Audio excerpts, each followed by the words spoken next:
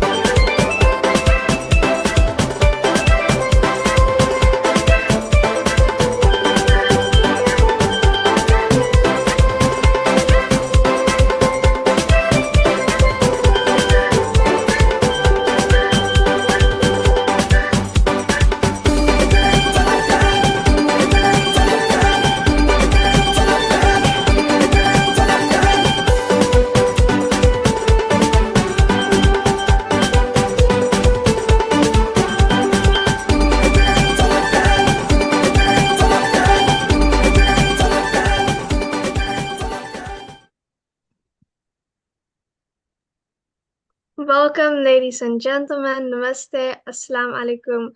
Good evening, good night, or good morning to all of you. We are pleased to have all people from all parts of the world in different time zones here today. I'm Rashidia Andrud. I'm from the Netherlands. I'm a master student right now at Erasmus University. I was born in the Netherlands, but I was raised in Suriname in the Caribbean. So, ladies and gentlemen, this is the 257th edition of our ICC Thought Leaders Forum. We wish to sincerely thank all of you who have contributed in whatever way to the success of this ongoing Pan-Indo-Caribbean and Pan-Indian Diaspora global project. For 256 unbroken, continuous weeks, we have been here every single Sunday. And in the past 4 years, 11 months, and 2 weeks, we have featured 1,255 presenters from so many parts of the world speaking on 256 topics. This is a weekly forum being hosted by the Indo-Caribbean Cultural Center, a legally registered research and publishing company operating since 2010. To keep this wonderful program going and to make it bigger and better, we are asking for suggestions and volunteers. If you give a donation, your name will be placed on our poster and all our promotional materials. Please contact Dr. Mahabir for details about this. Just recently, about 45 persons from Mexico, Jamaica, Grenada, St. Vincent, Trinidad, USA, Canada, and England have just returned from our ICC nonprofit group tour of Guyana. And now we are busy planning for a conference in and tour of South Africa from August 2nd to the 14th this year. Finally, we note that the general elections will be held in Trinidad and Tobago tomorrow. Ladies and gentlemen, let me introduce our moderator today, who is Shakira Mohammed.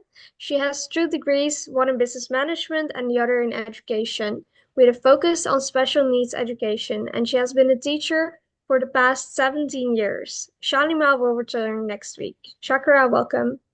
Thank you, Shiria. And Assalamu alaikum, namaste, and a warm welcome to all of you. And thank you for choosing to be here with us. So this program is being recorded on Zoom and live streamed on YouTube channel of the Indo-Caribbean Cultural Center. And we want to welcome all of you on YouTube at this time. To avoid intrusion from trolls, we have decided to allow members of the public to view and participate in the program via YouTube. So if you wish to enter the Zoom program, please send a request to Dr. Kumar Mahabir via his WhatsApp number. We want to thank everyone for understanding and cooperating. Our program today is entitled Live Conversations with Elders in the Indian Diaspora, Part 28. So this ongoing series offers a rare window into the lived experiences of elders who have shaped and preserved the rich traditions of the Indian diaspora across generations.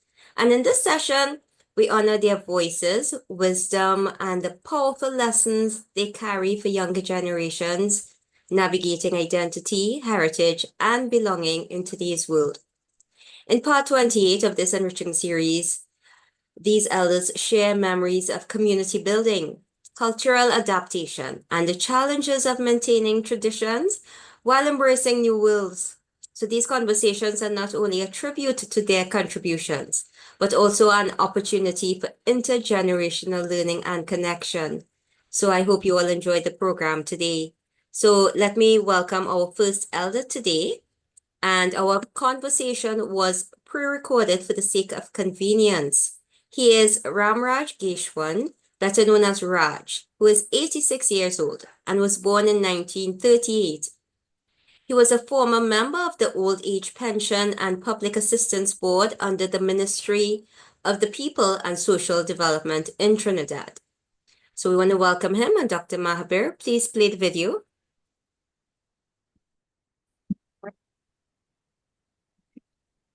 So, Mr. Gishwan, first of all, I want to say thank you very much for allowing us this opportunity to chat with you and to get a little bit of your life history. Right, okay. Thank you very much. So, as far as we are aware, your name is Ramraj Gishwan. Yes. When we met, you said your name was Rahamat. So, how does Ramraj Gishwan become Rahamat? I born a Hindu, right? Grew up in a Hindu home. Father, mother, brother, sister, everybody were Hindus. And, well, in 1964, I think it was, I met my wife because she was working in the hospital too. Right? And, well, from one to another, we got married and that, but the name Rahamat, I didn't change the name Gishwan for a Muslim name because I decided to keep my father's name. But my wife insisted that for my children's sake, she would like to have a Islamic name fitting for them. And so when in 1964, Dr. Ansari came to Trinidad, I converted to Islam and he gave me a name Rahamat. And that is how Rahamat became an added name to Gishwan. So I usually, my children carry Rahamat, my wife carry Zulaika Salamat Rahamat, hyphenated, and I still carry Ramraj Gishwan in work. And that is how it is up to this day. We never had a problem with as far as names were concerned and all that. But what we did there was for my children to grow up, she wanted to be the boys to grow up, whoever children you have to have an Islamic name, right? And this is how I adopted. Well, it was given to me by Dr. Ansari, right? That name was good because he asked me if I have a name to choose, and I told him that no, well, I don't belong to the Islamic faith, and I didn't know much about it, so he called me Rahman. How did you come to meet Dr. Ansari? Because of my wife. She and Dr. Ansari came to Trinidad as a how you call it? A missionary. Missionary. From where? From Pakistan. He had a college or wherever down there, and he came to Trinidad and he had that thing. And then my wife and him started asking me to go to his lecture. He had lecture preaching here and there. And we were working together in hospital, both of us. So you weren't married at the time? No, I wasn't married. And I decided to go to the lecture here and there, well, Montrose and what have you. And then, well, from one step to another step, it just happened. You were influenced? Yeah, well, more or less. Were you influenced more by Dr. Ansari or by the lovely Zuleika? Well, I had something with that, not too much with the lectures and all them things, because as I say, I wasn't too familiar with the Muslim religion or anything at that time. I was more or less, I tell you, we born Hindu, we grow Hindu, and we know about Hindu religion. And what happened at that time, well, my wife started to teach me a little bit about Islam. And you weren't married as yet? No. I converted to Islam in 1964. I got married in 1965. And my first son was born in 1966. I have a son who is an engineer in San Fernando Hospital, and I have another son who is an accountant who lives in Canada. We Very have 2 children from their marriage. 2 children. nice. And but that is basically what happened during then. And we have, well, next month I think, yeah, next month will make we 60 years since we have been there together. Isn't We that- work in San Fernando Hospital. I work in Port of Spain Hospital. She used to work. She works hospital health.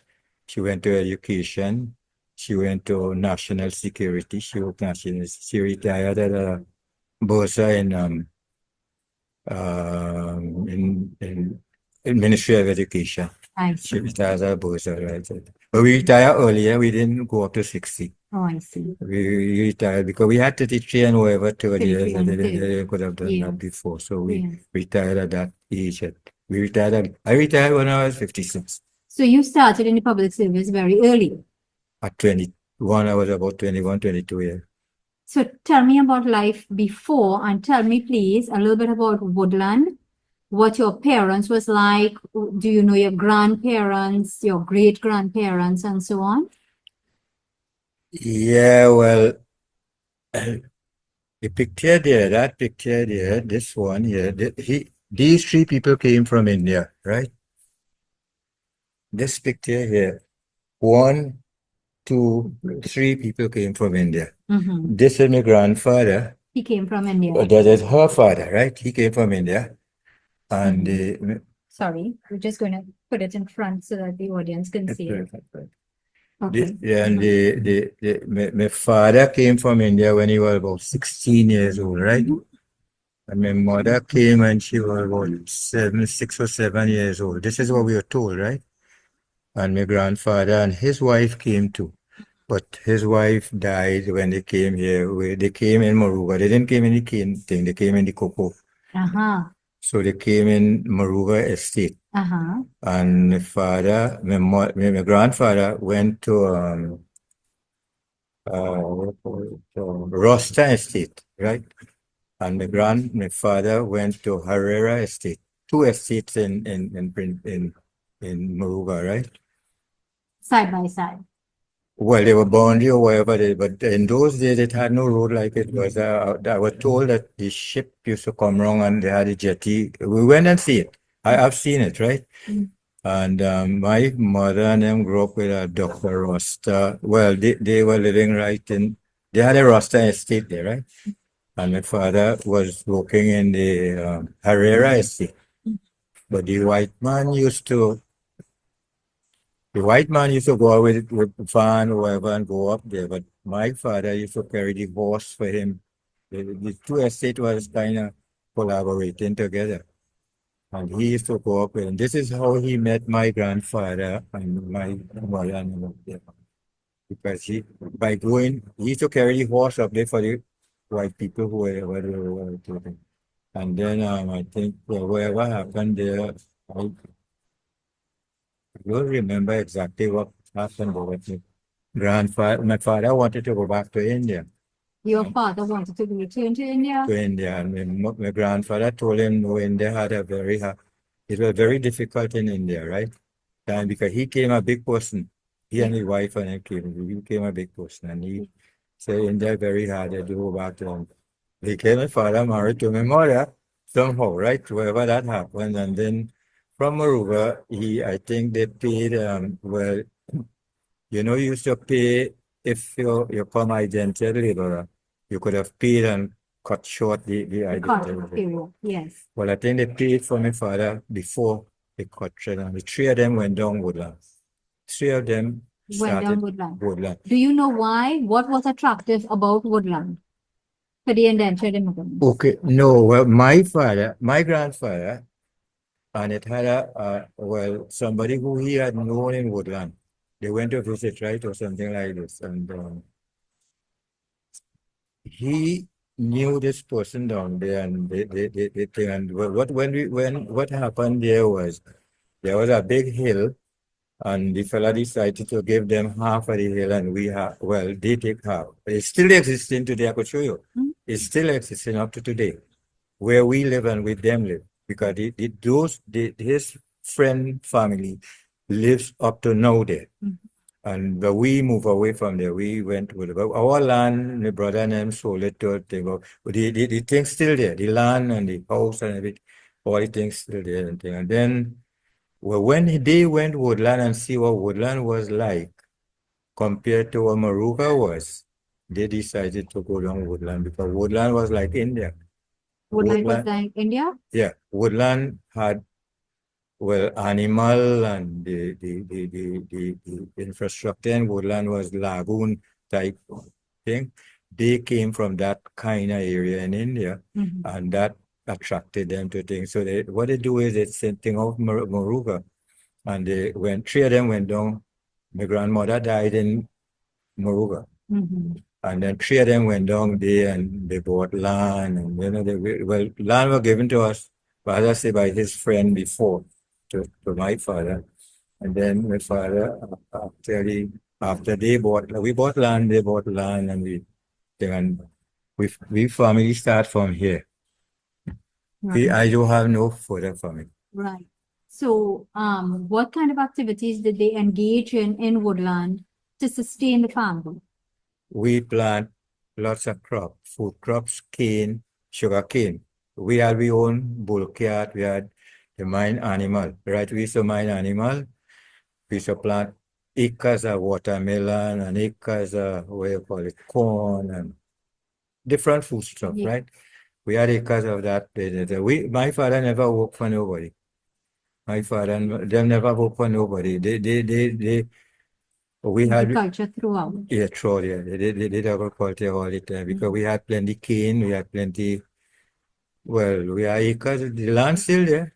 Down Woodland, the land still there. You could do the thing, but you can't plant anything now because I think the dredging New River and salt water came up and that kind of thing. So you can't get water to irrigate the soil. No, the place is the Woodland is still the Oropush Lagoon, you know. One flood come, it always, you know, but So did you all experience a lot of flooding when you were growing up there? When we was growing up, you see, from Woodland, you couldn't, water used to just be, this whole Caroni, that Oropush swamp used to flood, you know, the whole Oropush swamp. I remember cutting grass and we had boat. You make boat and cut grass and you pull it, you cut grass by the top of the grass and you put it in boat and carry it to feed animal.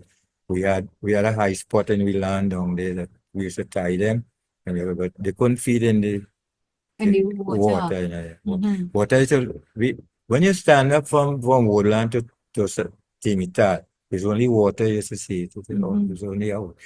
So what would happen on those days? I mean, in terms of you all being young children and so on, when you have floods like in the rainy season and all that, what were some of your experiences then?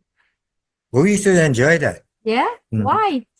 Well, actually, we never go to swimming class or anything. We learned to swim in the river and all that. And we could swim, we could sing. We used to enjoy the little flood coming over the road and, you know, from DB here.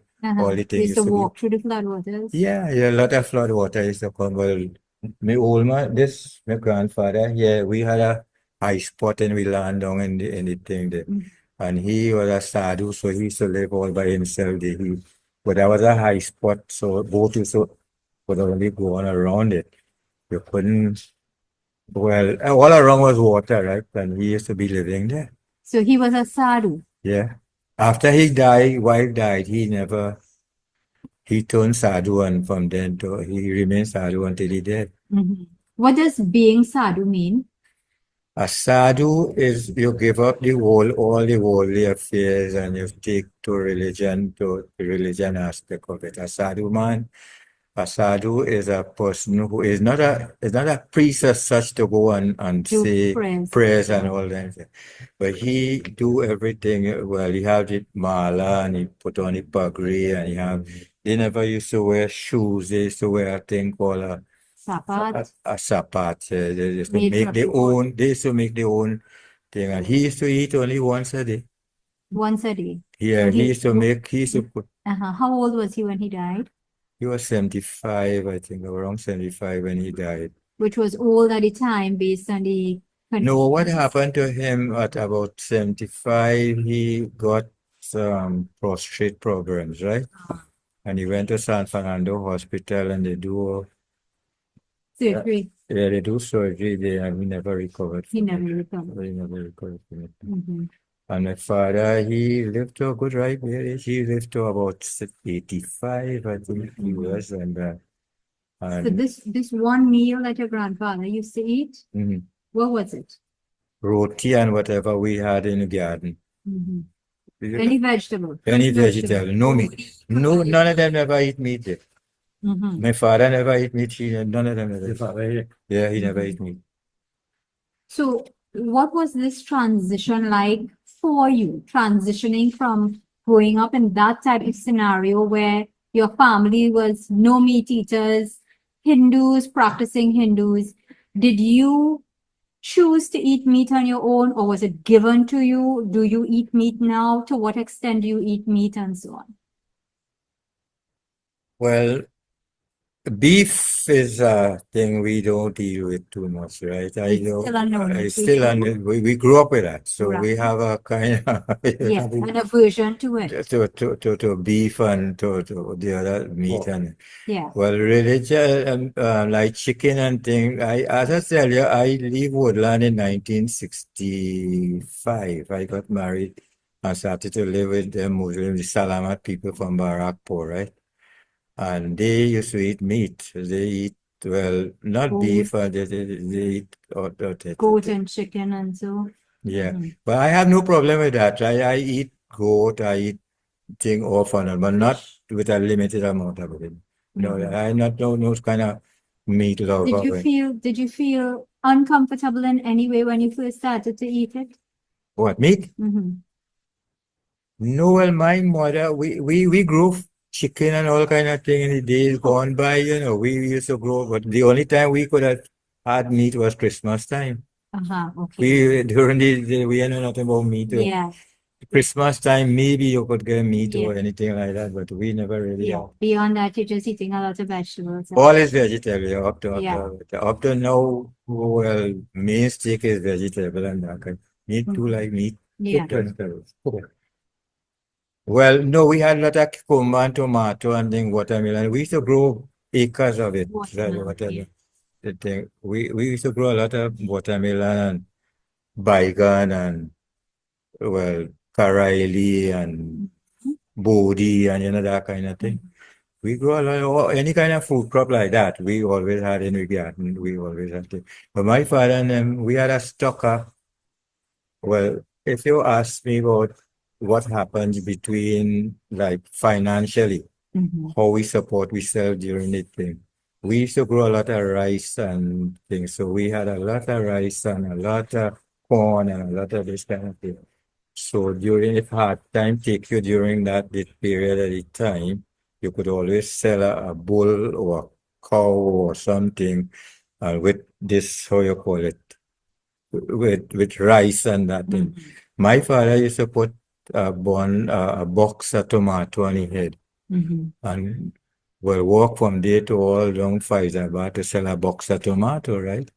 This was the kind of life that they had. Half pound, quarter pound, 1 pound, whatever it is that whatever. could be sold. It was difficult, yeah. Yeah, they had but they never work. My father never worked in the sugar estate or anything. Yeah. Neither my grandfather, neither none of my brothers. Would he have made more money if he had worked in the estate? I can't say because well, the estate. What happened? My father was a cane farmer.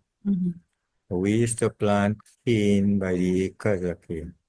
And the cane, well, that just to Sustain the family. family during crop season. Well, farmers used to get a little back pay Yeah. and that kind of thing during the thing. When you sell cane, you then used to get all your money and that kind of thing. So when he gets the back pay, it's a lump sum, and you could do then more you with the you lump you sum. do a lump sum. Yeah. Life wasn't what it is today. Life was a kind of different thing. Now, my transition from this kind of life to that kind of life happened because I joined a Muslim family. Well, the life changed from then to what my brother, and well, he wasn't too pleased at that time.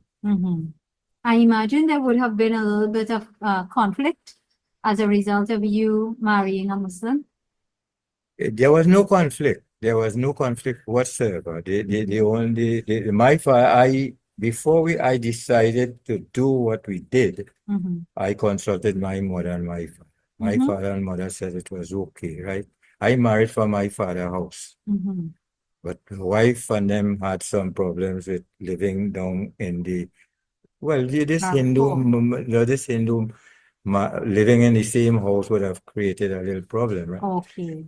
So she said we were going to rent in the beginning. What year was this? 1964? I got married in 65. And my mother-in-law said, well, look, instead of you going to rent any house or anything, come and live with me. So I lived with them for a couple of years. In Barrackport. Well, I don't know if you hear about them, Salamat and Barrackport. Well, we lived there for about a couple of years until I built my own house. Then we live in now. I live in there 50-something years. Yeah. And how did you earn the income to build that house? Well, both of us were working in hospital, right? What were you doing in the hospital? I started as a hospital attendant, right? My wife was a clerk. Well, in those days, we were in the colonial days. Yeah. It was difficult for people from different categories to marry differently, you know. That was No. Eh? It was a government policy. No. None of the government policy, people policy. A people policy. Yeah, well, people used to figure, well, you in a higher grant and this one, and you have no right to get married and that kind of thing, and that kind of. So much so, well, we break the barrier. She and I break the barrier, right? In hospital, we were the first people from two different categories, I think. What from a category? clerical, Clerical. she was in clerical. Well, you know, the public service are three: manipulative, clerical, and technical. I work in three. You work across all three. I work across all three. I started in the manipulative side, went to the clerical thing, went over to the technical thing. I went in the 3 grades. I work in the 3 grades in hospital. Because you were educating yourself along? All along, yeah. As I say, I do have no school certificate to show you secondary school. Yeah. But I could give you a little history of what happened. I went to technical school, San Fernando. Right. I was selected as the only student to do a course in electronics based on what I did on a correspondence course from BIET. I have a diploma from BIET in England. British Institute of Engineering Technology. Right. I did a course from them to begin. Based on that, I was taken to do a course in technical school. Sando Tech. Yes, Salman Tech. And in that class, we started with about 30-something people. Sad to say this, but I do 1, 2, 3 years. I was graduated in 3 years, whereas in the first year, 35, we started 35. The second year, well, after you do feel they discard who didn't pass the second, third year, and who didn't pass in we went up with 5 in the third year. We had about 5 people. And out of that 5 people, only me and another boy passed. I have a diploma from the ministry thing in electronics, right? And then, well, based on all background education and all that thing, I got a job as a technologist in San Port, Spain. And what does that job entail? Repairing X-ray machines. The X-ray department. And when I was transferred from a clerk to technical staff. Yeah, to the technical thing. I went up to St. James as a acting Tech 1. And then I was appointed Tech 1 down in St. James Infirmary. And then I will get promoted. I went to England. I went in 1978. I got a little government scholarship. Well, you might call it that, but I don't know whether it was a scholarship. The company paid some of my expenses and the government paid. The government buy all my tickets and all that, right? And the people in England took care. I went to Wembley in the factory to do a course in basic X-rays. And we spent a month or two or whatever down in England. We stayed there and we come back. I got promoted to Tech 2. Tech 2. Yeah. So I retired as a technologist 2 in the qualification for being a technologist 2, you must do a foreign. That was the how you call it? Requirement. The requirement to before you become a 2, you have to go away to study a thing. So I became a technologist 2 and then there was a vacant position in Port Spain General Hospital. I started to work there, but our offices we had a workshop in St. James Infirmary, but we used to operate from there.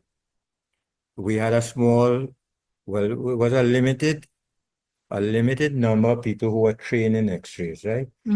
And it had 2, 3, 4, about 4 of us were trained in that kind of thing.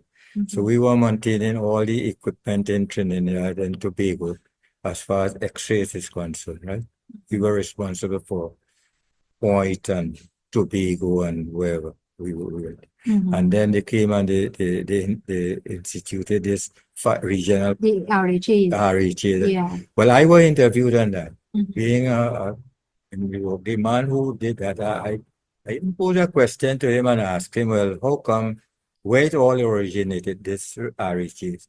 And he told me, well, in England, they wanted to have a RHA, but it didn't materialize in England. So I said, so why you come in Trinidad and you having a RHA? Yeah. And he told me that in England, our government wanted to split the Ministry of Health. And they bring him from England to think. So he interviewed me. We had an interview on what we were doing and all that thing. And then it took a while. We were supposed to transfer from the Ministry of Health to the RHAs. But then it was taking quite a while, right? They interview you and all kind of thing for thing. And they wanted you to go to work with the RHAs. And before that happened, I said I'm going to resign. So I retired.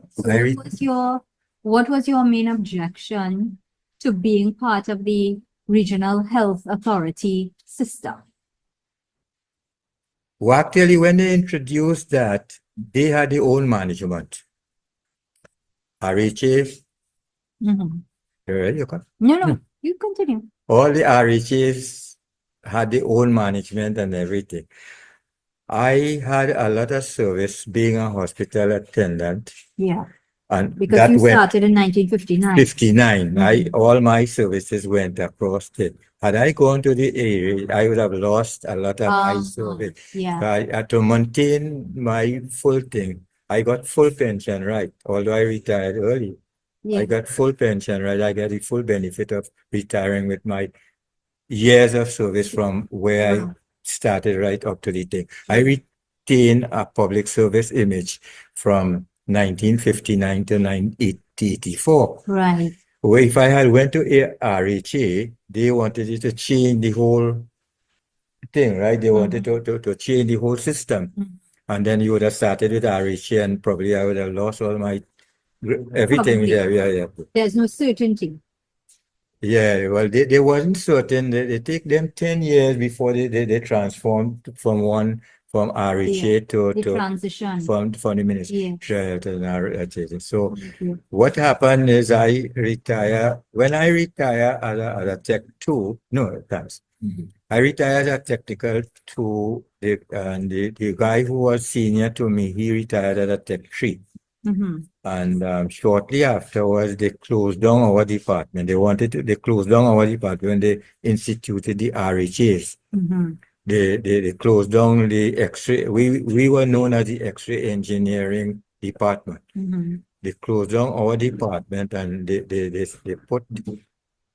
RHA started employing their own people, right? And they started to form their own department. You had a company called Hospital Management Company, came in between, right? And they wanted to take over our department. And they actually, well, I had some confrontation with the engineers in Port of Spain and because they come and they stick, Hospital Management Company stick on some of the machine. I said, well, all you go ahead. If it's all you stick, all you stick, go ahead, fix the machine. And then the engineer from Port of Spain called me. And he said, well, listen, don't worry with the sign. All you go and do the thing. I said, no. All you say, all you go in and do that sign. All you do it. And then say, no, no, no, no. So they went and they take out the sign. They say, all you continue doing what you're doing there. As you raise that, I'm curious. You were in 1977. Yeah. No, yeah. So in the 1970s, you were clerk one. Early 1970s, you were clerk one in San Fernando. No, I was attending early in 71 or in the 70s. Right, but by 1974, you were clerk one in Sando General Hospital. Not 74. Okay. 76, I think it was. Okay. By 1977, I you went to had Port of then Spain. St. James. You were then in St. James, and you were St. James throughout then. How does this little boy who grew up in Lagoon. Yeah. in South manage to survive or manage to work through the 1970s Black Power Revolution? Did that affect you in any way? Because now it affected me. 1970 revolution affected me personally. In that, where I'm living now, I had bought the land. I wanted to build a house, and we could not get a loan because in those days, under the colonial system, well, other people were running the banks, right? And they refused to give you money to build house or to do anything. The refusal was based on what? The refusal was based on, well, I don't know, but I went to a bank, right? I'm not going to call the bank name. You could. It's the bank. No, but I'm not. Yeah, the bank still exists. Okay, all right. I went to a bank and they refused to give me money to buy the lot where I was living. It so happened that the owner, the fellow who was selling the land, met me and he took me to a bank in San Fernando, where the manager was a white man, a thing, and he gave me money to buy where I living, right? In 1970, that was in 68. In 1969 or what, I approached them to have a loan to build a house there, and they refused again. And then I went to the insurance company, Colonial Life. And there I was asked to buy a policy for $10,000. That $10,000 was a lot of money in those days. I bought a policy for $10,000. And I wasn't getting anywhere with it. I wasn't getting it. So I approached the manager. They were down on High Street. I approached Manager of the Colonial Life and I asked him what happened. And then he told me because of the 1970 revolution, the company hold back all the loan system. They're not giving anybody any loan, or they're not looking after. I paid money for them. I said, well, give them back my money that I paid for you to come and inspect my thing. And they can't pay because they went and inspect where we are living. They inspect the lot and all that, but they're not going to refund me what I paid for the thing. I say, okay, well, you keep that all yourself. I tell the manager that, okay, so I approached the bank manager again. I went to, his name was Miners, right? I went and approached him and tell him, well, I want to build a little house. And they lent me money to build a house, and that is where we started. We built a house there, and well, it had no houses and thing around there, right?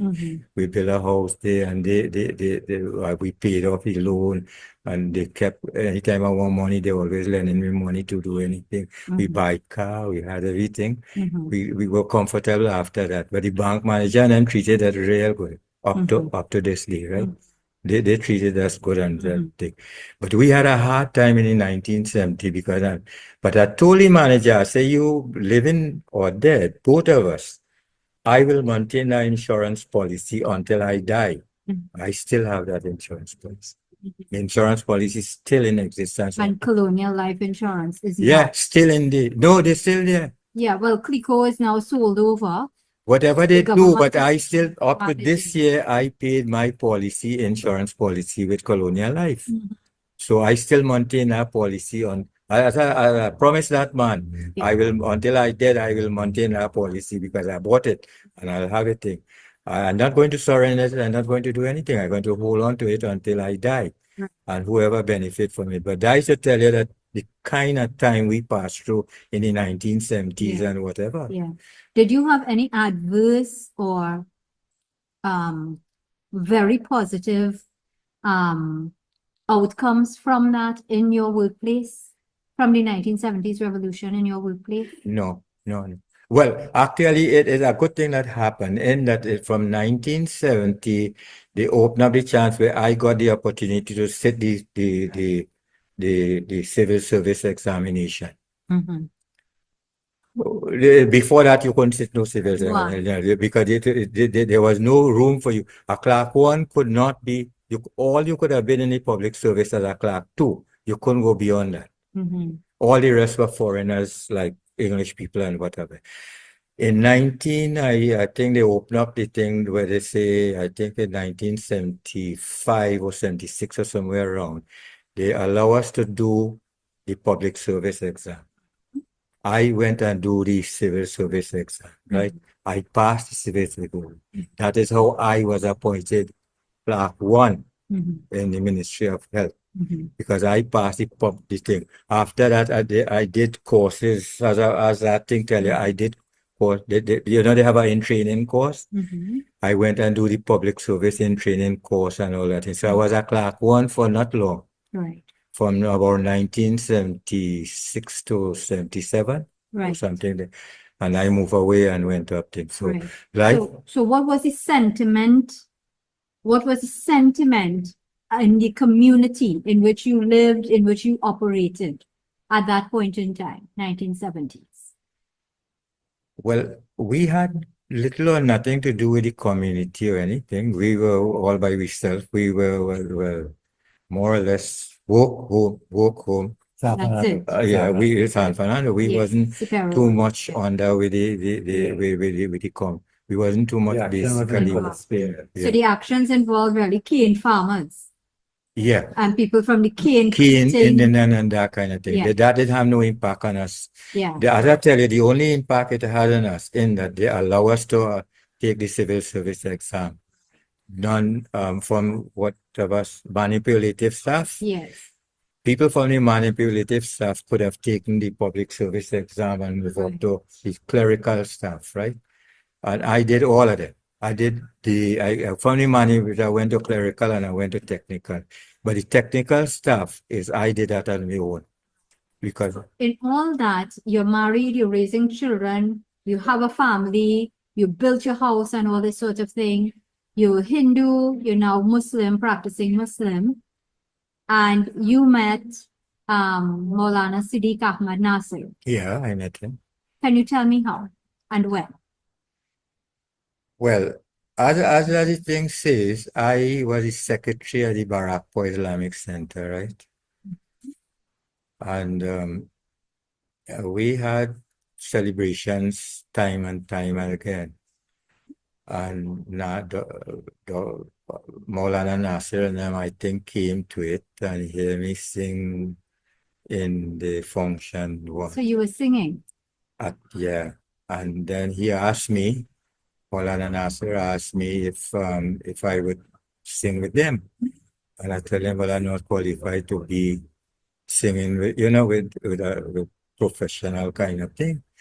And then that year they had they were going to Guyana, and they were doing the the finals and all them kind of thing. And then same day that they were doing the final, we had a prayer home. So I said I wouldn't be able to attend to your thing. And he told me, don't worry about that. You come to the finals. I went to the finals and they select me to go to Guyana. I went with them 1 year, 2 year, 3 year, keep going with them all the time. So what did you sing in Guyana? Casida. Which Kasida? Well, every Yeah. time you go, no, what they ask you to do is they ask you to sing Qasidas pertaining to the Prophet Muhammad upon whom be peace. They ask you to sing pertaining to him. You couldn't sing any and any Qasida, right? You have to sing something that is pertaining to him. And then they had contestants from Suriname, contestants from Guyana, contestants from Trinidad. 8 people was allowed from Trinidad, 8 from Guyana, and 8 from Suriname. So it had 24 people who used to take part in this competition thing. And from that, you had judges sitting on the judges thing. The last competition I counted, the last one in Guyana, we had the thing before the how you call it, COVID and all that thing. I came third in that competition. Guyana take 1, 2, I come third. Can you sing for us? I don't know if I want to do that. No. Fine. No, well, I'll sing with you. you go sing with me. I don't know what the Kasida is. Let's hear.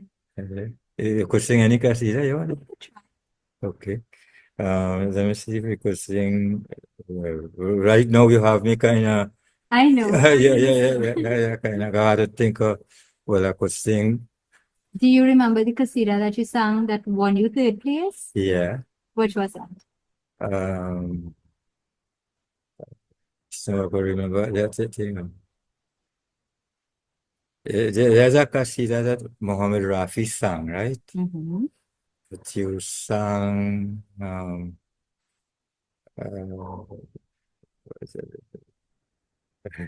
I will remember it just now. Give me a little break and I'll remember. When I take it off and I'll remember it just now. I will sing it for you. I will sing it for you and then you will remember. It's okay. If you don't remember that one, no problem. No, I could remember. But that's the one. Kasida. That same one. That same one? Yeah. But they have other Qasidas that you could sing like. But if you want 2, 3 lines, I could sing you other. Yes. Yeah, anything you want to do. You could sing like, okay, because they have one called Tarifos Kodaki, you know Tarifos Kodaki? Yeah, Lisana, go ahead. Okay. Tarifos Kodaki, जिसने जहां बनाया ऐसे जमीन बनाई क्या आसमां बनाया. You remember that? And then it goes to say, well, I could remember it. I could remember, well, you know that, right? Yes. You could remember some of the voices. Yeah. And then they have the other one that is sing like for funeral, the Laga film. Yes. You could sing that. And then they have where you could sing for Prophet birthday. You could sing Parho Kalma. You could sing that. You could sing, well, we have a lot of them Qasida book now who, for different occasion, for Prophet birthday, for Miraj, you sing different thing, and for Prophet birthday, you sing different Qasida, and for, well, they are different, like Tarifos, Kodaki is a Qasida. You sing generally, it doesn't do anything about no prophet or nothing. It says how wonderful the world is and how God made everything for human beings to see, and how we should take, how we should look at things that from different perspective, different form of life, and what the creation of what God did think. That is what Tarif was called at. Then you have personally where you have things about the Prophet Muhammad who is saying from the, like well, as I say, right now my frame of my mind not Muhammad na hote to kuch इसी के सबब से हर चीज पैदा Muhammad na hote. Well, I sing that in a competition one time, right? I didn't. Well, as I say, I sing competition and I sing qasidas not for prize. I sing qasidas and I sing that because you like what I do. I never sing for prize. I never sing for competition. I never ask Maulana Nasir. I never ask anybody what I come 1, 2, 3 or what. Whatever you come, that is what that was. I sing because I go there because I go on it. And you enjoy it. And I enjoy sing, and they pay all your expense. They pay all your expense. Right? You don't have to pay for it. They pay your ticket and they carry you and they treat you and they teach you and you pay all your. Yeah. So Raj, you were a Hindu who converted to Islam, Yeah. but I see maybe your children still do puja. No, Yeah. these Relative. my relative and them. Oh, okay. But home by us, more or less we do Islamic functions, right? My wife is what you call, I don't want to go too much for thing, but she's a good practicing Muslim, right? She live Islam to her letter. You know, so we live that kind of life. As I tell you, I went to Saudi Arabia. I went and do Hajj. I came back. So you are Haji Rahamat. Well, but me like nobody make you that, or you don't specify that to anybody or anything. Right? Yes. That is a personal thing. Yes. That is not for sure. Yes. That is not for anybody to think. Yes. As I say, we practice Islamic life. I still like my Hindu brothers and sisters, where they have function, we still partake, we still go there, I still go there. My sister died, I still sing bhajan. You know, that kind of thing. We still, this religious thing between Hindu and Muslim, I think we need to, well, some of us go on the extremes time and time again, but I think if we maintain ourselves moderately and understand what it is, we live a harmony. I think I did well. I'm not bragging, I'm not boasting. I think I did well to have a Hindu-Muslim relationship between my wife and our family and their family. We live like family, what family ought to live like. We never had anything. When they have prayers, we invite them when we have prayers. And they partake in whatever you have, they think. My brother happened to be a pandit. He do puja, he do all kind of thing. He died, I think, a couple of years now. He was in thing. We still have So him. he was a pundit and his daughter became a singer. Lily John. Lily's daughter. Lily John, famous singer in Trinidad. Yeah, well, we sing together. Lily and I used to sing. We started a little kind of thing because of him. We started to sing. He and this one of my brother here, this one. We started. We could have play. I could still play organ and everything. So sing something that you and Lily sang together. No, well, probably right now, as I say, you could sing a lot of theater song, a lot of the film song and things. I could sing films, any film song you want from me. Your favorite? Muhammad Rafi? Yeah. Rafi number. Sing Sohani Raat. Coming into the evening. Sing Okay. Sohani Raat. सुहानी रात ढल चुके ना जाने तुम कब आओगे नजारे अपने मस्तिया दिखा दिखा के सो गए सितारे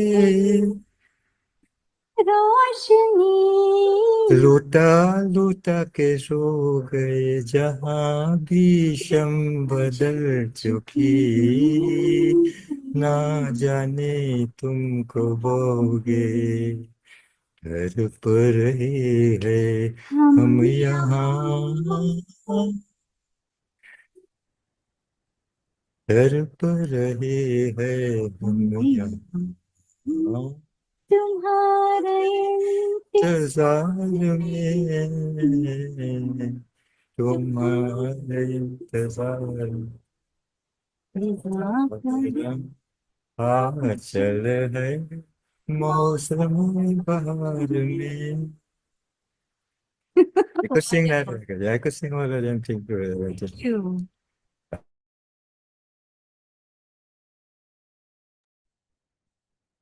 Okay, that was a wonderful interview, Raj. So I'm glad that you are here joining us for this program. And So for members of our audience, Raj is here with us on Zoom. And what we'll do, Raj, will take some of the questions later on due to time. All right. So I just want to mention that Shalama was the interviewer in these conversations, and we are so grateful to Simon Dore for driving them to Point Fortin and to help us to meet these elders. So what I'll do, Raj, after the conversations, we'll take some of the questions from a member of our audience, all right? So let me now introduce our second elder. And this conversation was also pre-recorded for the sake of convenience. She is Anarkali Baby Devnanan, 86 years old and born in 1938. She's now a widow. She worked alongside her husband rearing animals and cultivating mainly watermelons and ground provisions while raising her 6 children. So Dr. Mahabir, please play the video.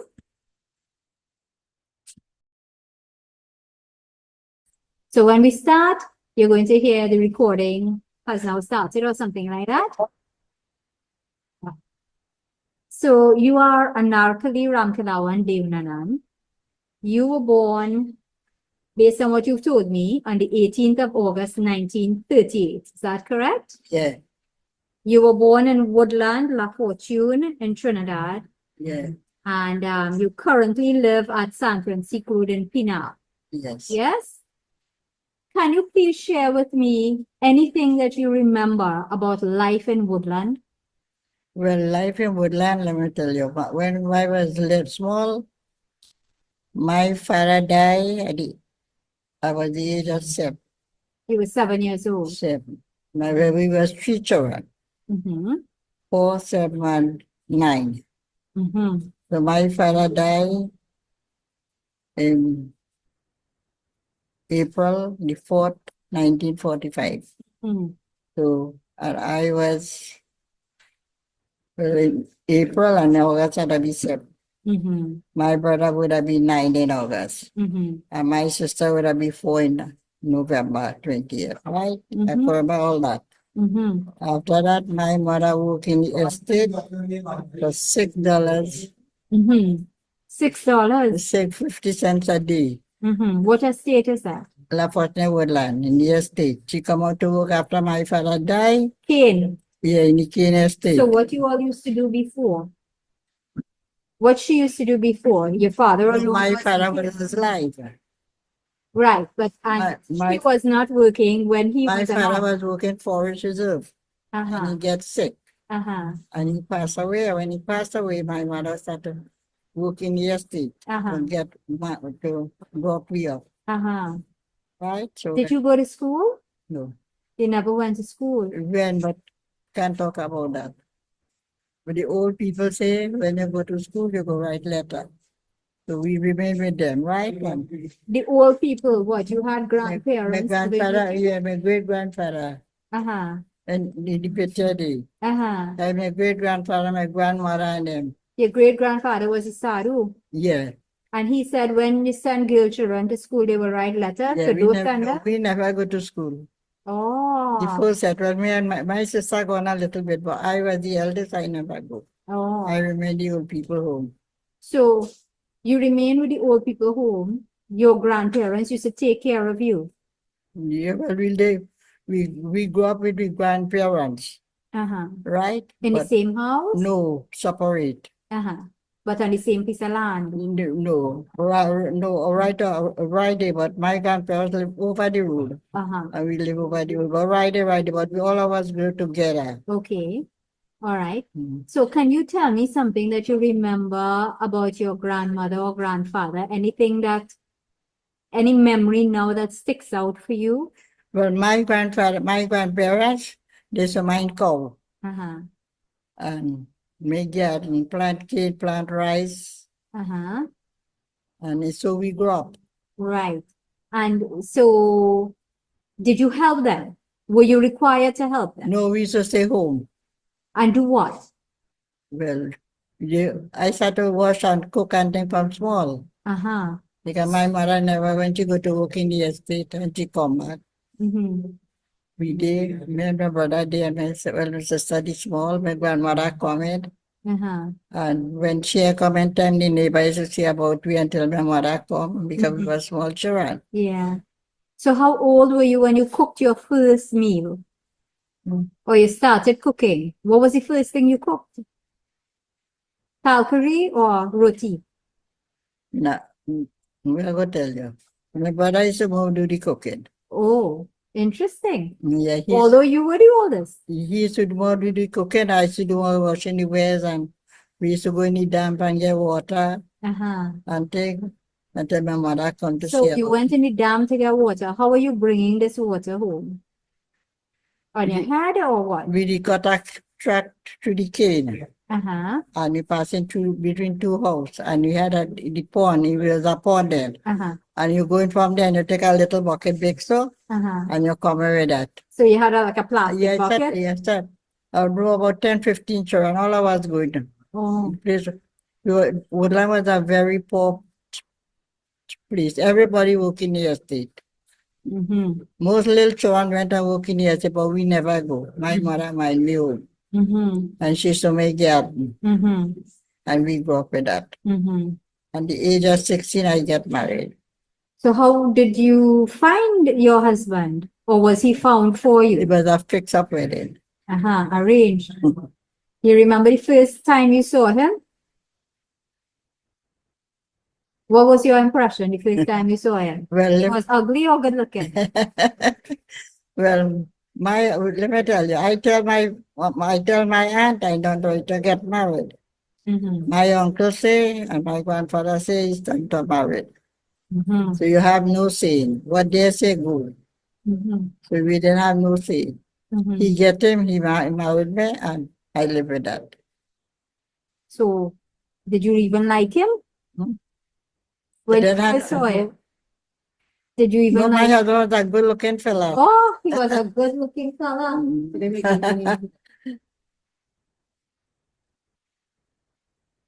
What was his name? Well, he seen me once, and after 2 years we get married. Yeah, I'm seeing a picture now. Really good looking. He more good looking than me. So you had to marry him. No, my uncle say you have to marry and you have to marry. We couldn't answer them like nowadays children. And you could come out, you also go no way. If you did, what would happen? Did you ever try? Did you ever try to rebel? Did you ever try to rebel and just go? No, you couldn't go no way. They didn't have anywhere to go. If he carries all well and good. But to go anyway, you can't come out. So tell me about your wedding. Do you remember? You wore saris? No. You didn't wear saris? What did you wear? Well, when I get married, everybody put up and I married a night wedding 3 nights. I married a wedding a dress, a yellow dress, and they make a wedding dress for me. A simple wedding dress. So there was a puja. It was a Hindu ceremony. Yeah. You want to tell me? Really Hindu a night wedding. Whole night. So you had matikura and everything. Yeah. After a long time, when they will have something, they say give tilak. And when they give that tilak, they say a whole month before. And the matikura was 3 days, the wedding. I gone back Tuesday, home. I married on Saturday night. And the night I gone on the 10th. Come over here on the 10th. Right here where we are? Nowhere. Where we picked you up? No, I'm married in the junction, my father-in-law house. But where you pick me up, I buy there and make bill up there. Oh, okay. All right. So when we come now, my husband, we start to mind cattle. We start, he used to mind cattle. I start to mind cattle, make garden and thing. After that, he get working. So Regional Commercial Corporation. Regional Corporation. So,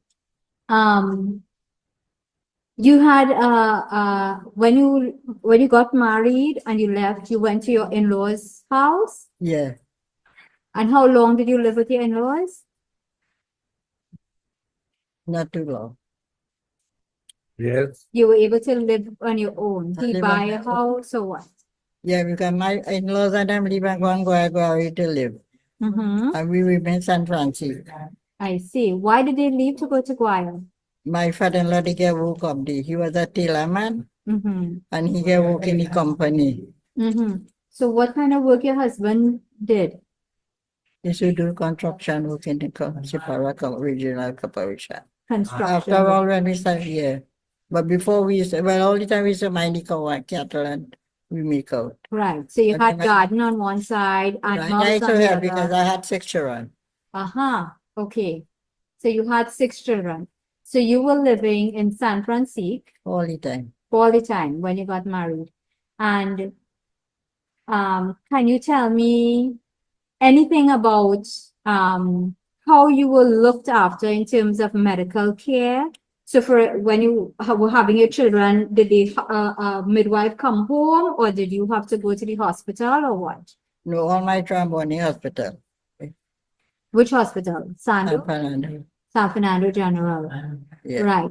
And when you came back home from the hospital, now having had the child, what were some of the rituals that's supposed to take place or that took place with you? No, well, I used to remember my mother for about 2 weeks and thing. So you went back home by your mother in Woodland. Yeah, when I come from the hospital, I stayed by my mother. Mm-hmm. And my grandmother and my mother used to take care of me. Mm-hmm. And then I come back, I would come back. Mm-hmm. So what was done when you came home with the baby? Any ceremonies and so on? Nothing? No? You mean ceremony like what? I don't know. What happened in No, your we never case? do nothing. You didn't do anything. Okay. So you were bringing up your children, you had 6 children. What was that like for you as a woman? You just did what you're supposed to do, cook food, Cook, yeah, yes. cook, wash. Cook, wash, and see about my children. Mm-hmm. I did love my children. Mm-hmm. So I never, I take care of my children. Mm-hmm. When I send them to school, I go, I change my cow and thing, I do my little piece of work and thing, and I come back. Mm-hmm. I make sure my children go to care. Mm-hmm. I go back in the evening, check my cow and thing, and come back. Was it important for you to teach your children how to pray? Yeah, well, they used to be in the, most of the time they used to go to church and thing with the neighbor children. Church, as in Presbyterian church or what? The Presbyterian church, eh? Pentecostal church. So your children used to go to the Pentecostal? No, and then after we started to go to temple and thing, Okay. I like to go to temple and thing, but we used to go and help them cook. We used to do all kind of things in the temple, but Mm-hmm. now I get old, I don't know what to go nowhere. Mm-hmm. Okay. So if you get an opportunity to, you would go to the temple again? If somebody will carry you? No, all I the just time? go, yeah, no, I don't go nowhere. So, yes, daylight and thing, I just go, but it's in night. Well, so you got married in the night? So you don't want to go out in the night anymore? No, I used to go, Uh-huh. but now I don't go. Any particular reason why? You want to share that with us? It's okay if you don't want to. It's No. fine if you're uncomfortable. Okay. I don't be comfortable. All the stuff I don't lock up. Oh, okay. All So 5 this is o'clock the- and thing, I don't lock up. Okay. Uh-huh. Okay. Yeah. So you feel safe when you have your son with you? Yes, I don't go nowhere without him. Uh-huh. Okay. All right. I understand. So let's talk a little bit about education. You never went to school. No, you'll tell you, yeah, nothing to talk about school there. Nothing to talk about, but you did send your children to school. Yes, I sent all my children to school. How important was that for you? Very good. Yes? They have had so much education, but We separate a bit. Right. My children went to school, they get work and thing, they work too much. It's only this one she couldn't take the education because she had a operation when she had 2 years. Oh, I see. And the Okay. doctor said she can't take the operation, she can't take the education. Oh, But she do everything otherwise. right. But the Okay. balance went to school and thing. Right. And you were happy about that? I'm happy about that. Yeah. And all of them is good children and they have good work. Right. And everybody build up the house. They Yeah. married, they build up the house and they divide they sell. Good. So you I think com- you've done well I with your children. comfortable. Very nice. I'm glad to hear that. So what do you do now? You said that you are inside and locked up 5 o'clock in the evening. So what do you do during the course of the day? You still cook for yourself or you have people doing that for you? I still cooking. Mm-hmm. I still cooking, I just wash, Mm-hmm. I just clean. I like to clean my place. Mm-hmm. And You enjoy cleaning? yeah. When the pipe have water, Mm-hmm. the sun will hose. Mm-hmm. I run the hose, Mm-hmm. both sides. Mm-hmm. I wash the place. Mm-hmm. When I feel to do it, Mm-hmm. I good to go. You're good to go. So what else do you do after you finish cleaning? After I done fish and clean and thing, when I done beat and thing, I go relax myself. Mm-hmm. 1 o'clock. When I done eat lunch, I go watch TV a little bit. Mm-hmm. I'll take a rest. I'll get up 2:30, 3 Mm-hmm. o'clock and thing. Mm-hmm. To do what? Just sit down and relax myself. Okay. If I have to cook, I cook. Otherwise, she go bring food for me. Your daughter. So my daughter-in-law next door. Okay. And You have grandchildren? yeah, I had 13 grandchildren. Oh, you I spend a had lot of 13 time. grandchildren raised from 32 to 42. Wow. I had 10 great grand. So you spend a lot of time with your great grand? Sure, right. So you said you love your children. You seem to have enjoyed raising your children. Now you are helping to raise your great grand? Well, I never have time to mind my children like I mind God. The great grand, Mm-hmm. I have one. Mm-hmm. I mind that one I mind one of the grand from 15 days old. Ah. But in America right now. Oh, I see. So what is the difference that you see between your children and raising your children or when your children were very young? What's the difference that you are seeing between them and the young ones now? Well, I'm comfortable with all of them, but the great grand I never learned, have much. She had 3, well, they were right by me. Mm-hmm. Or one, that'd be mostly. I mind that one from 6 weeks old. Mm-hmm. And they're very much the same as when you were raising your children? All my children, and I don't quarrel. Uh-huh. I don't rock them up. Yeah. If they want anything, I give it to them. Right. I love them. Right. So you're very good at family life. I love all my children. Yeah. My daughter-in-law, my son-in-law, 2 passed away, I have 1. Right. Very nice. And I 3 daughter-in-law. Mm-hmm. So I want to talk to you about being a woman. Is that okay? I want to know when you were growing up, when it became time for you to have your period. What is it that you used to use? Were pads available? Because you were growing up in a family in Woodland. Your mother wasn't always around. Is it okay for me to ask you that question? What did you all use during that time of the month? No, it's not okay? No, okay. Well, nowadays, our parents, in long time, we didn't able to buy all them things. So what did you have? Use old clothes. Clothes. Right. And then you would wash them and Yeah. put them back and all that. That was- Okay. And as your life transitioned and so on, and you no longer had a period, Yeah. can you tell me if you noticed changes in your body before your period ended completely? Well, before the period end up, we will get a slight bit, but my period stopped at about the age of almost 52. Mm-hmm. Okay. And I never see no problem again. But what in that period, in that time before it stopped, did you notice any changes in your body, in your reaction to things, No. health No, some people will be sick and thing. I never sick and thing. You were good. I was good. It was a good time for you. No issues. No problem. Okay. All right. Very interesting.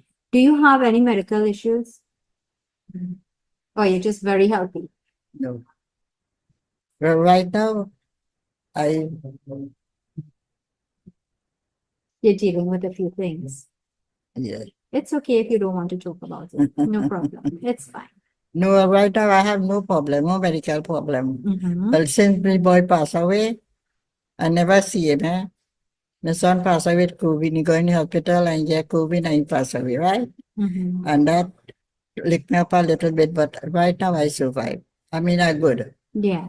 You managed it. Right. I am Because sorry to hear that. my pressure good. After when I went clinic Tuesday and everything was fine. Do you use any kind of special traditional type of medicine or vitamins, or do you have any regimen like turmeric tea, saffron tea, ginger tea? Do you do any special things like And that? I use them thing if I had a little cold and thing, but otherwise I don't hardly use anything. So when you have the cold, what do you do? I bought a little ginger and a little saffron and thing. Anything else? No. No? Okay. So I have a question. You are not wearing an urni right now. When you got married, you used to wear the urni. Yeah. And was there a special time that you would wear the urni? Like everywhere you went, or a special time? Yeah, but when I get my married, we used to wear the only. I used to wear the only well good. But after I stopped wearing only. Why? Well, after my term go up, they say, well, I was very only in if I have to go in any occasion. But otherwise, so I don't wear it. Because your But I children have it- said it's okay for you not to wear it. No, they didn't tell me not to wear it. Well, after my husband told me to it, they stop wearing the only. Your husband told you stop wearing it? Stop wearing the only after a little while. But I did like the only, but I still, like if I go anyway, so I just wear my only. Okay, I mean, I have it. right. Was there a little brooch you would use with your urni? Did you have a penny urni with a little brooch? Yes, I had a big gold pin. A big what? A gold pin. A gold pin. When I get married, they buy that for me. But So it was part of a dowry or a gift? no, well, in Indian wedding, when they get married, they'll bring 5 pieces of jewel, All gold? all gold. And one of them was the urni. Oh yeah, one was the only, one a necklace, Uh-huh. an earring, Uh-huh. a ring, Uh-huh. 5 piece, but what I gave. Not cool. Nah. The earring, the pin, a bracelet. A bracelet. So, As- so everybody who got married around your time used to get this urni pin. Well, whosoever afforded, Is there a special name for that? so there was a only pin. Oh, that's the name that you know it by. Yeah, well, that way they say, there is pin it right on the shoulder like it. Okay. That's all. All right. And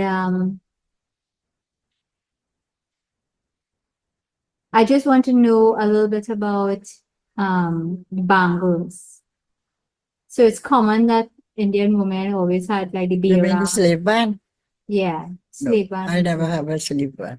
You never I had. had I had a bracelet. What's the Had a- difference between the two? The slave band does be a little wide one, and the bracelet does be thin. Why is it called a slave band? You ever wondered? I can't tell you that. She have one. Everybody has called it a slave band. When she married, she get. She got, yeah. Okay. Dr. Mahabir has a question for you. Yes, I do. Okay, so he changed his mind. Sorry. Well, that Is there anything you want to share with people around the world as to how to have a good for a very healthy family life? No, I really can't really tell you about because all my children, all fast really, all of them good. They have no problem. Do you have any particular principles that you tell them they should follow? Lessons, morals, Life lessons? Yeah. guidance. Yeah. Any Guidance. Anything? Say it a little louder, please. If you don't have anything, but if you have one person, you don't have it. You find nothing. Yeah, so your daughter is saying if you don't have something, don't go by any house, buddy house to get it. Right. What is that? Can you say it? Well, let me tell you, just as I tell you, my mother used to work in the estate, and my grandmother and uncle live right across the road, right? And my mother tell us, if you don't have a drop of salt, make sure you do it out. Don't go by nobody to ask for nothing. So I treat my 6 children just so.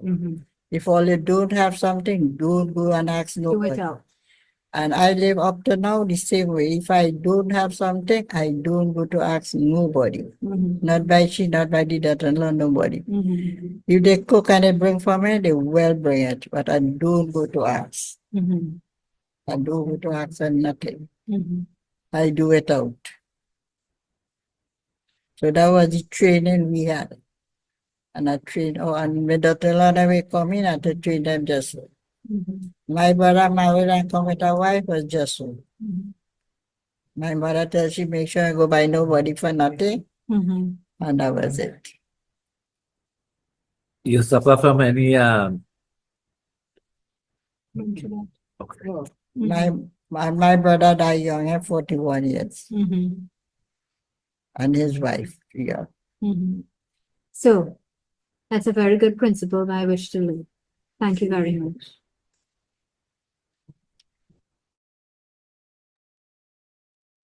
Okay, so that was Anarkali, and we want to thank her and her family members for allowing us to do that interview.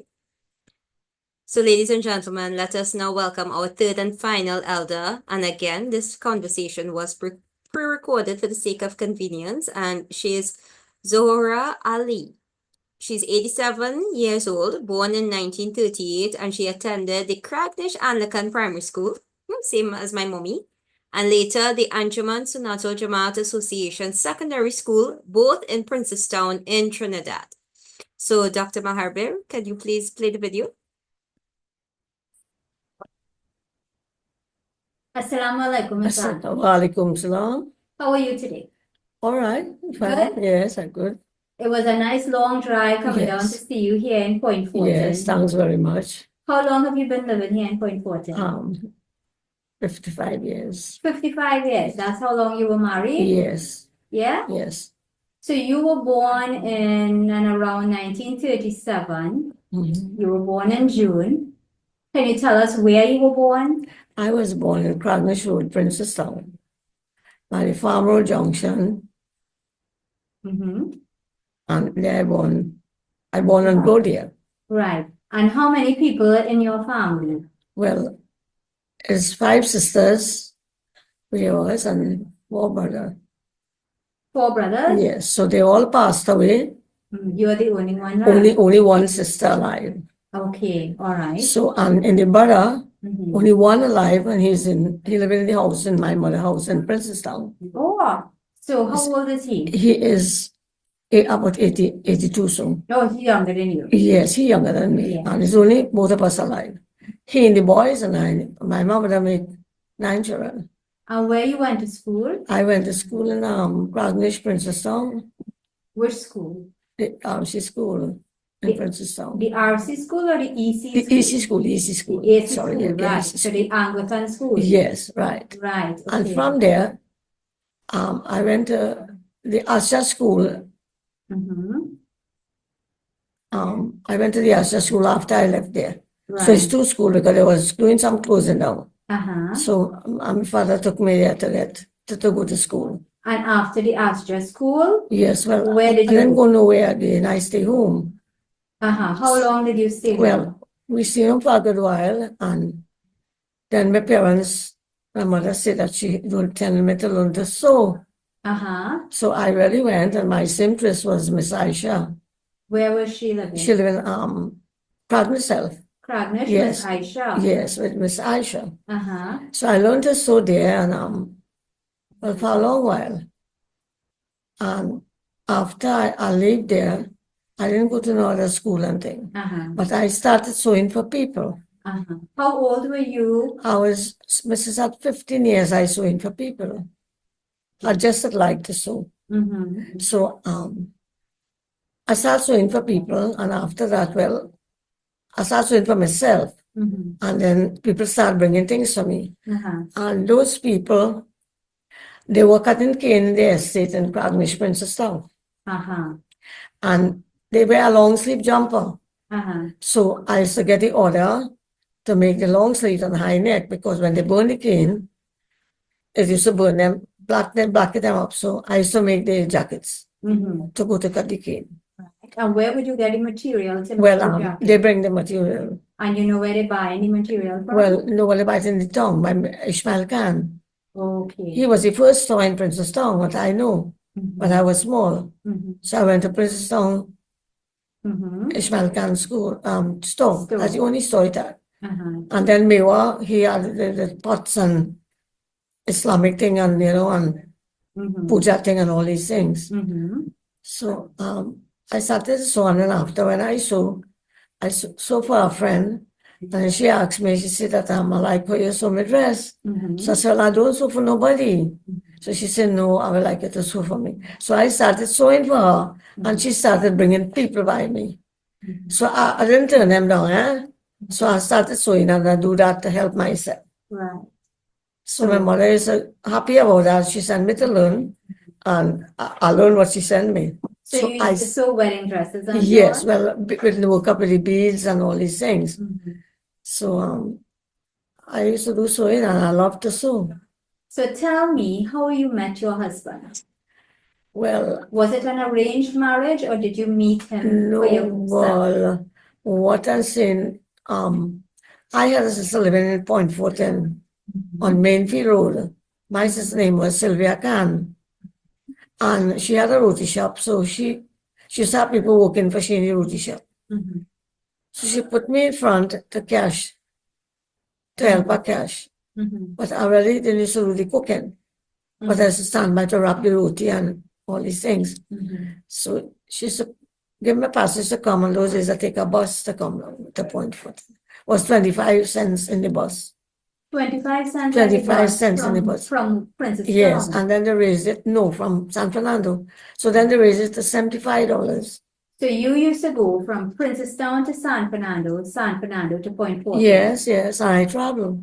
So you used to come every day, No, and not go? every day. She will give me money, and I will travel and come to Point Fortin. And when I come, I have to help her. Right, but you used to come what, on the weekend only? Sometimes when I come, I spend a week or 2 weeks and go back a full week to help her. Because Okay. when she used to go to school, she had no help. Oh. And she does that, the roti shop work for a living. But she died now, She passed away. So what used to happen to your sewing business when you came here in Point Fortin by your sister? Well, eventually he see me ask my brother for me. And Oh, he saw you? yes, he What's your come to husband's the name? Diyal Buru Singh. Your husband's name is Diyal Diyal Guru Guru Singh, Singh. yes. So he saw you in the He saw me in the roti shop, Mhm. and he asked my sister who I is, but he realized we resemble. So he said that I am his sister. So she said she know him because she lived in Point before me. So she said she know him, and well, eventually he asked come by my parents, but he used to work for my brother, which is Hassan. He used to work for my brother. My brother was in Petrotrin.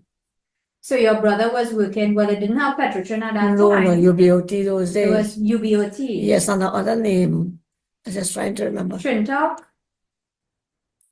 Yes, something like that, yes. Or But Trintopet. Trintopet, yeah, tried Trintopet. Trintopet. So he used to work, my husband he used to work for them. So eventually he say he want to marry and whatever. So I didn't know. My brother bring him by me and I was home. So you don't remember seeing him? I mean, he saw Yes, you, but yes. you remember seeing I him? remember seeing him, but when he come to talk to me, I didn't used to talk to him. Why? Why never used to Well, talk to him? I didn't come for that. You didn't come for I that? come to check the people money and to look after the business then. So I wasn't really concentrating. So after talked to my sister and a day I came and then I went back home. I see my brother coming home. So he said, I never say I coming home. So I said, I don't tell my mother, nobody when I come into Point Fortune when I going back. So I took the bus and went back home to my parents. And when I went there, he came and he see me this way. He said, that's a lie, you know. And I said, no, I don't tell people my business. So then he asked, and so he fixed up and we had a wedding. He asked? Yes, he asked my parents for me. And how did you feel when they said yes? Well, I wasn't ready yet so much, but you know, well, about, we said 20 something, you know, I just can't remember. And you weren't thinking about getting Yes, I married wasn't at thinking, 20 no, something? I didn't study and all that. So what I'm saying is that I didn't turn them down, but after he bring his parents, so when he bring them to come and talk to me, I didn't turn them down. But they are Hindus. And then they said they want to make it wedding and they go to marry. But you know, long time, my father, you know, when he gets somebody and somebody asks for his girlfriend, 5 he had, 5 years, he always interested to put them away, not, I don't know which way he don't want him to make us shame his girlfriend, you know, in this sort of a way now. So we never go nowhere. We never go to picture. No way. We always home all the time. So I just listen to them. So then I come to Point Fortune to live with her. Did your mother talk to you about getting married? Yeah, well, she said how long I will stay. And the brother them by their own, they have the wife to see about and then how long I will stay. And if she passed away, oh, my father, who will look after me in this sort of a way? So I tell her, no, I work for my own money, so I am so interested. So to know my father was a person that how, you know, if somebody asked for his girlfriend, he would be interested. He wanted, I don't know how to tell you. He wanted to please them? Yeah, no, not please them, but he wanted to make a wedding there. He wanted to? Yes, he wanted to put away his girlfriend especially. He made for the boys too. So in as much as Mr. Budu Singh was a Hindu and you were Muslim, there was no problem. Your father didn't see that as a problem. No, he didn't say anything. He didn't have a problem. No, So tell us about your wedding. Did you have a Muslim ceremony or a Hindu ceremony, or the two? No, I bought a priest. It wasn't a pundit. I can't remember, but the person he bring, that you know, like when you go to Calitrans in the store, any store you go, and you make a receipt and you give it to me, so I will know that I buy something from you. So I bring the receipt home. So they just make a receipt. Those days they were not registering. They were not registering. They were not registering Hindu and Muslim marriage. No, they were not registered. So it come like I'm married in an English kind of way. So my brother-in-law was there and other people was there and they stand up. So you were registered? Yes, but he might have been like a justice of yes. So it really, now they have a divorce and they have wedding and thing, but they didn't have that. So I say, they asked about my name. I said, no, my name is very important to me. And I want to go a Muslim and I wouldn't, I'm not going to turn anything at all. So I was determined. That And I told my father I'm not going to change nothing. my name is Miss Ali, and I is Miss Ali up to now until. So I go to the masjid, I go in the mosque. From a little girl, I go into maktab. That's why I could sing the qasida for you. I go to a maktab and all is in my religion. This month I was a very busy person, you know. Yes. Very busy. I drove me home. Today I was to go out for 6 o'clock this evening. Every day I out Tuesday, Thursday. So I didn't want to change my religion. And what did your Mr. Buddha Singh say about that? Well, he didn't say nothing. And did his parents, And I tell what him did that. they say? No, they didn't say anything. Okay. But when I come now in point, they make wedding, eh? She want to make for his son a mic and wedding So car. big wedding, Yeah. but with no imam and no pandit. No, the imam came by me. The And imam they was told by me, you. yes, and by me. So you all did a And the nikah? masjid people, yes. You did a nikah? Yes. And so Mr. Buddha Singh, did No, he he take didn't. shahada? No, yes, but he didn't change his name either. He didn't change his No, name, but he no. took shahada? Yes. Ah. So it was all right with me. I couldn't Change it. just like that, yes.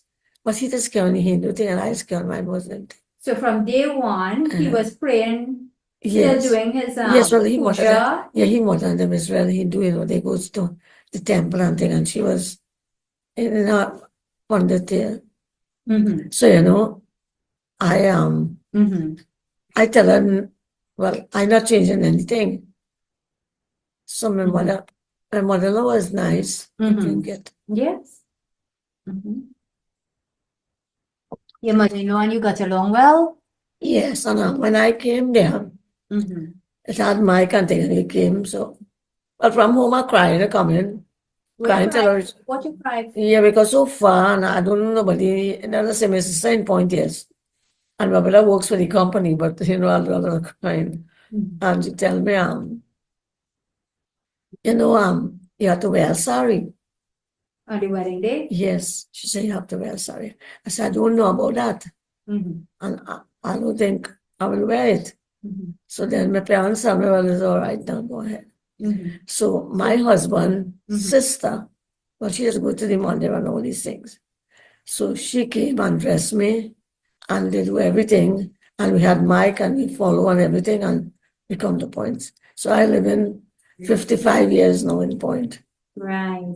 Because my big son is 50 something years. Mhm. I'm my grandson, I'm my son's son there now. Right. So you had your boy shortly after you got married? No, a whole year after.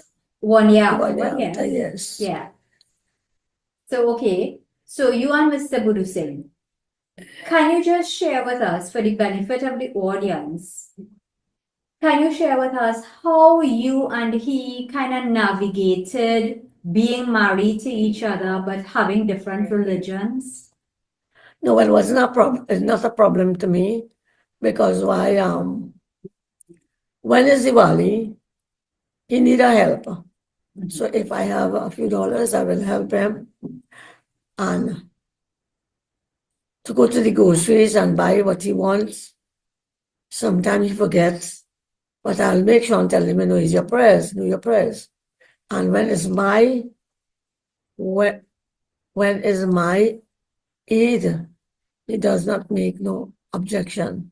When on Friday ready to go to the masjid, he don't have nothing to tell me. Mm-hmm. He don't have nothing to tell me, and I don't have nothing to tell him. Mm-hmm. So he does do his thing for Diwali, and I will do whatever I have to do. Mm-hmm. Right. So you sit down to puja and so on with No, him? no, no, no. No, you don't sit down to puja. Okay. I don't interfere with anything. And what about when it comes to fasting? So Ramadan, you fasting, you abstaining from food. Food and everything. And does he ever do that? No, no, no. He don't take part in this. He take part in his Hindu religion. Okay. So I get so accustomed when is Diwali? Diwali, I buy and bring and shop and do everything and put things in place. And let's talk about the meat. Do you cook beef in your house? No, no, no. You I don't cook beef. it, and on Thursday, he does not want, I does not cook it.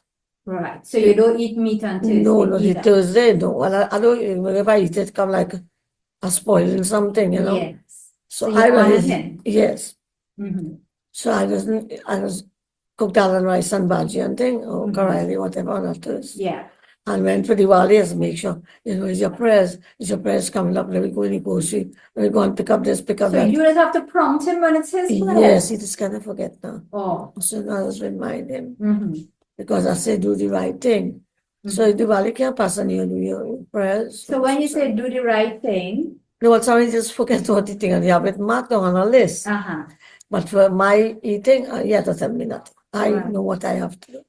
So for the 55 years or however long you were married while your in-laws were alive, you had a good relationship with them? Well, yes. Yes, yes, and we don't have anything, we never have a confusion, and they like me very much. If they have anything, they will bring me and come and talk to me or invite me and this sort of a thing. Yeah. And you were comfortable with Yes, them? You yes. had no problems No, with no, them? no. So your mother-in-law and your father-in-law and Yes, you? we lived, I live at Venture Road in Point Fortin, and I live 1 year. And then I came down here to live in 1 this. year with them? Yes, and this is my mother-in-law place. So I came here to live. Okay. All right. So Dr. Mahabir wants to ask you a So, Mr. question. Ali, I see that you have a Hindu husband and you both maintain your faith in cordiality and respect. Yes. But the children, how did they grow up? What religion did they follow? Well, when I go to register when they're born, I say they want the father name. So, my next son, my other son, the big one, his name is Kishan Buru Singh. And my mother-in-law put that name for him. And when he born, my father-in-law went and bought a crib for him. But in those days, a wooden little kind of something, So he was so happy that I was with them, and I was living at Venture Roots, and I came down here to live. So I have two sons for him, and so this one is my grandson. Yes. But his name is, and the one upstairs, I live in my son, this is my son's place. And the one upstairs? Yeah, his name is Vishnu Buru Singh. And the other one living next door. I built a house and downstairs over there, and he lives in that house. So he lived downstairs, he fixed it up, and upstairs my grandson lived in it, because how much I want, what I want, I give. So I give them the house. Right. And this my son bring me here, and he tell me, don't fix my house. I had a house in this, the same lot, a wooden building. So tell me the one fix, buy wood and thing and fix. Right. You break it down and tell me I will stay with him. Right. Are you comfortable? Yes, yes. Well, I'm comfortable having every little thing. So, But what religion did the two boys follow? Well, the father is Buru Singh, so they carry Buru Singh. That's what I'm Puja and so on? They do puja? No, What do they do? no, well, this is my son upstairs. I won't like to tell you, he's a Christian. Okay. And he go where he could understand. I didn't vex for that. The next one too, well, the lady he living with, he married is, she's a Hindu. So they live a Hindu life. So one is a Hindu and this one is a Christian. But he go on his way because he could understand the English Bible. I can't tell him to understand the Quran. And I tell him to understand Hindu things. It has so many things to learn. Yeah. So they grow up with their father name is Buru Singh, and you see that sign there, Buru Singh Street, is my husband, brother, and he both of them live up here. And there's the only person who first come to live on this road. So they put them Buru Singh. Right. So now let me ask you this. When you got married, you had the children, you were living with your in-laws, etc. But did you sew? Did you continue with your sewing business? Yes, because when I came to Point, and those market people now, I went out, and when I sew for my mother-in-law and my sister-in-law, them, they asked about the clothes wearing and this. So eventually people start coming by me. Right. So when I came down here to live, my father-in-law gave me a machine. And so I made it last me no time. Because it's a long time thing now. So my brother now was working petrol, and he bought a machine for me. So I started sewing for the market people. And then people know me to do the curtains, the drapesy and the drape it up and things. So I started sewing point two. And were you making enough money from Yeah, that? yes. Plenty money. Yeah, no, yes, I mean, all right, because he was not working anywhere. Your husband wasn't working? No, he working now and then for contractors. So whenever they have, he get. Otherwise, you plant food garden or something here. Mm-hmm. But when I come here to live, I come in a little wood house, Uh-huh. a garden house, Uh-huh. and It was hard. 10 times were tough. Yeah. So what did you do other than the garden, other than sewing to make ends meet? well, I start sewing and I catch myself there because the room I have it packed with the parcels, and when Christmas time I get curtains, but now I already made curtains. Yeah. So I love to sew. Right. Okay. Two things I love to sew, and after a while, I saw when I get my money, I say, I kind of fed up with this sewing. Uh-huh. So I had $300. I Uh-huh. remember that well, and I had a tide of it. And I'll take that $300 and I'm going to learn to drive. And I had no driving school in Point Fortin. Uh-huh. So my brother in Chaseville, I have a brother lived there. He do racing, Muhammad Ali. Uh-huh. He was on the racetrack, Uh-huh. Yes, he do racing, as he do for a living. So he learned me now, and I He take teach up you how to drive? yeah. So eventually I bought my father bought his car for me.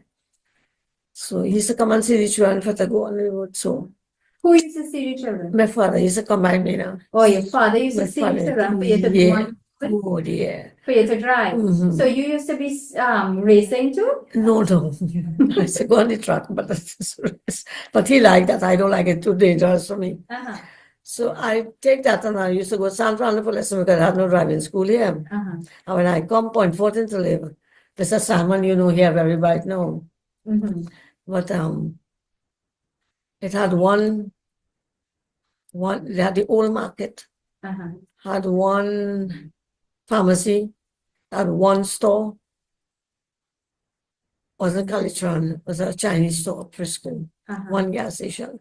It wasn't like how I come on Main Point, so I get now every little thing in Point, a food place and everything. Yeah. So I started to, well, we're trying going to school, So when they're going now, I have to get a transport for them. Yeah. So I said, and I had the license. My father said, well, look, I will buy a car for you. Mm-hmm. So in those days, he paid $2,000 for a car. Mm-hmm. And what kind of car it is a Viva. I don't know if you know that A car. Viva? Yes, Okay. Mm-hmm. a Viva. Uh-huh. So I started to drive that car, and I had to lift up, there were those that had lift front seat to go in. So I started to drop school children and my two sons. Mm-hmm. And then on the street now, where I live here, neighbors them say, Miss Ali, could give my son a drop, please. I say, yeah, sure. Because my neighbors. Mm-hmm. They say, well, this one asks me again. So the next one said, Miss Ali, I want to tell you something. I say, what? Miss Ansel, she's name is, she live at the head there. She said, you know what you could do? If you'd get up in the morning and do a trip for me, by taking these children to the school, it will be nice. Yeah. So I said, no, I doesn't do that. Uh-huh. I'll pick up the child for you, but so they started breaking me into that take up the children. Right. So I started carrying school children. Right. And charging them for it. Yes. That's extra yeah, money in your right. pocket. Right. Uh-huh. So I used to do that for a long while. So, Ms. Ali, were you the first woman to drive a car in Point? Yeah, if I tell you, I am the second person. And this person, Second person or second woman second woman to drive a to car? drive a Who car. was the other woman? Wow, she name is Doolin Julian. Maraj. Uh-huh. She from Fullerton or somewhere. Yeah, she from Fullerton. Uh-huh. But she used to live at Venture by my mother-in-law. And she alone. Yeah. And when I started Two working, Indian women. yes, and when I work in taxi now, Mm-hmm. the next one named Elsie, she come out and started work. She had children Uh-huh. and no way to get her income, no work and things, so she had no son. So I joined with them Mm-hmm. and I was comfortable. So I get to like it. Uh-huh. And then I sell the car now, by a Datsun 1200. Uh-huh. And I You upgrade. yes. So I find I say, man, I like how you working on thing every day. I want to go garage. So Mm-hmm. well, going on about a Lisa, about a Lisa or green Lisa, bottle green. Yeah. So I started working. It had more room and more place. So by the time you buy the laser, where was Mr. Buddha saying? Was he working? Yeah, but he did contract work, you know. Contract work. Yes, he go to work sometimes and And how, on and off. I'm curious about how you used to do the taxi job, have the children there to look after. How are you cooking meals? What are you cooking for breakfast? What are you Yes. cooking for dinner? How are you I'll managing get up. through Ramadan? I will get up 3 o'clock in the morning, very early, or whatever time. Make breakfast. In the night, I iron the clothes. I get the bag and thing ready and thing. And there's a girl on the beach road, was my friend. And she asked me, she said, Ali, I know you have to work to help yourself. And bring the children for me. I will look after them. So when I started dropping them, I gave her something. Right. She said she don't want anything. It's a family. My husband, cousin, wife. She from Citrus. So she was living on the beach road. So she said, no, I will look after the children for you. But I will make the breakfast, make the things and drop the children there. While here I have to walk out the street, walk from here to on the beach road. So I'll walk and take my car. And I used to leave the car because I have no private place here. Because what's a truck, a mud truck to come up. So she says, see the children for us to give her a little money, I will pay her, you know. And may I go in the grocery, or I go to the to shopping, and I get something I would give her, buy it for her. Right. So she'd like to see my children. So throughout all of that time, what happened to the sewing? Well, in and out when I'm home, I'll be a chance to make a stick. Yeah. But eventually, I kind of died out then. Yeah. So I concentrate on one thing. Right. So I've been doing that for the whole week. Because I have to look after the children, Yeah. drop them on the beach road, pick them up, Yeah. and have to take them to school in time. Right. So now you are in your 80s. Do you have, that was difficult, you were lacking sleep, I imagine, and you were always on the go, you were very On busy. they go all the Do you time. have any medical issues? I have a arthritis, I have some arthritis, Yeah. and the gas, I have a gas problem. Yeah. And, well, nothing matter. My pressure's be low, so as the pressure low, the doctor gave me a tablet to think. So it's nothing to say serious. Right. No diabetes. No. Yeah. So I So Dr. Mahabir wants to ask. So, Ms. Ali, let's talk about the taxi driving. Were you plying taxi on the stand? You're No. only dropping children only dropping children. and picking them. I don't be understand. It's very hard to be understand too. And as a woman driving and doing taxi work, basically, did people make remarks about you? Envious, or they say a woman shouldn't be doing that? No, they never said it because it had 2 other ladies with me doing the same thing. A problem with the same family not working and thing. So I really didn't wait on him. I just don't like to wait on him. Because when I go by my parents, I always look forward to get to sew, to get my little money, to maintain myself. It's possible people did say things, but Miss Ali was so busy that she wasn't paying attention to what anybody was saying. She was just doing what Tell she me, yes, wanted to do. nice. But did your husband drive the car too? Well, he does drive. He just don't like to drive. He have license and everything, but he just don't like the road. But I like and don't like to drive near. Was that ever a problem? Like if you had to go to a family wedding, I'm sure you are driving. Yeah. Well, if you have to go to Maulud or whatever it is, No, and no. he's going with you. No, he never tell me anything. No, but how did that work out? He used to sit down in the passenger seat and No, you were the but driver. he did so. Huh? Go in the masjid, so you see, once in a while they have a function and they invite him, he'll go with me to the masjid. Right. And in the mandir, when they have the function, they invite me, I have to give a little donation in the mandir, and I will go and sit down with him. Right. But he tell me when I go in, just to have no thing, I have to wear the sari. So when I go to the mandir, I will wear a sari. I come by Simon sari too. And you can tell her that. So you wear a sari when you go to a I go Hindu to function. yes. And you wear what when you're going to a Muslim function? Yes, well, I have my Muslim wear. So you wear hijab and thing when you go to Yes, yes, Muslim. yes, I have my things. I say when you come, I'll show you. Mhm. I don't wear anything. I put on this dress. You know how old this dress is? How old? My son is 18 years since he married. And this was his third time I wear it. So I you wear keep your both things well. and this buy by in my center all around. Okay. So I like when I sing, I said, well, I was a seamstress, old-time seamstress, and still I like to sew, you know. Yeah. I'm a machine thing, and I still have a little machine to Right. help myself. So in all of that, did you sing to the children when you were taking them to school? Well, no, I sing to the children. I used to sing in the school. You used to sing in the In school? the school, yes. When on a Friday, they have a singing competition. And when we sing, I always come first, and they give me a flowers or something. When you were a student? Yes, when I was going to school. I was in Kragnish. Right. So does Kragnish Astra or Kragnish No, EC? no. I wasn't in the Asha. The EC. In the EC? That's the one on the main road. So what kind of songs would you sing in the EC Well, school? carol and English song now. But I forget all that now. Yeah. But But see, when you were in the Astra school, did you sing Qasidas and so? Yes. Yeah. And I learn. But there's where you learn how to Yes, sing and I Qasidas. sing. And the masjid here, when I go to the masjid, we have a Thursday meeting. We just have a function, singing the Qasida, reading the Quranic, reading all these things. So when we have a function, they say, Miss Ali, don't forget to have a Qasida for me. And when my sister-in-law, my brother passed away, or they have function, they always look forward for I to come and do a Qasida for them. What about bhajans? You sing bhajans too? No, but you see, yes, I'll sing it, but it,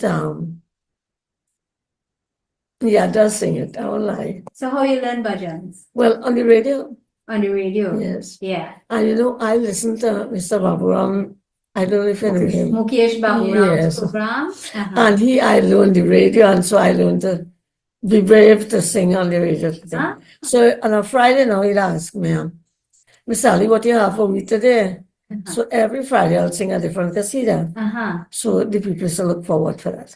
Because a lady from Princess Song called, she said, so when he tell me this lady want to talk to me and she want my phone number, and she talking about him, I said, that's my cousin.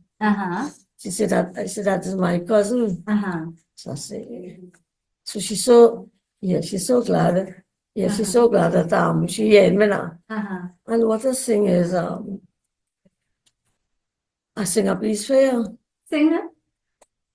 तारीफ उस खुदा की जिसने जहां बनाया कैसी जमीन बनाई क्या समा बनाया तारीफ उस खुदा की सूरज ने हम न पाए हाय भी रोशनी हाय दो सदे है हाय दो सदे रहे हैं तारीफ उस खुदा की जिसने जहां बनाया तारीफ उस खुदा की.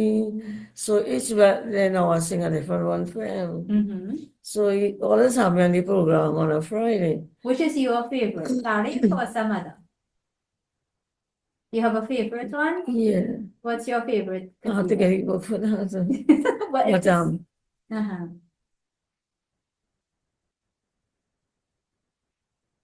But I have one I know. Muhammad Mustafa Saleh Allah ki aaj mawfilam Habibi Ibriya Saleh Allah ki aaj mawfilam Rasul ne bade baithe bade dan darud apna Jahannam Ranama Saleh Allah ki aaj mawfilam. So yes. you could read Urdu? Yes, a part. And I went to Charlieville to take some lessons thereafter. I do home, but you know, doing all these things, I forget. So I went back there when the class going up there, I was going, you know, so So you go to, you can read Quran, you can read Yes, Arabic. yes. Well, What about Hindi? no, I don't so much. Yeah. But I just sing my Qasida and read my Quran and thing, and I'm a similar to my best. Very nice. Yes. So let's end. You have a bhajan in mind? PC. Yeah. How it go again? How one go? Yeah, which one? Which one?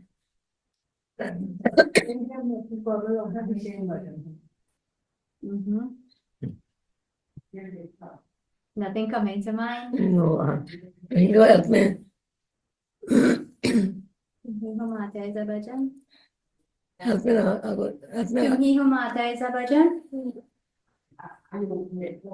तेरी ममका कितनी प्यारी कितना प्यार जगाती है कितना प्यार जगाती है तेरी ममका कितनी प्यारी कितना प्यार जगाती है कितना प्यार जगाती श्वास श्वास की रक्षावत की पर्वत प्राण जगाती है कितना प्यार जगाती है Excellent. Very nice. Thank you so much. So how did you learn these bhajans? How Well, and where? I hear it on the radio and I think the radio say I will play. Okay.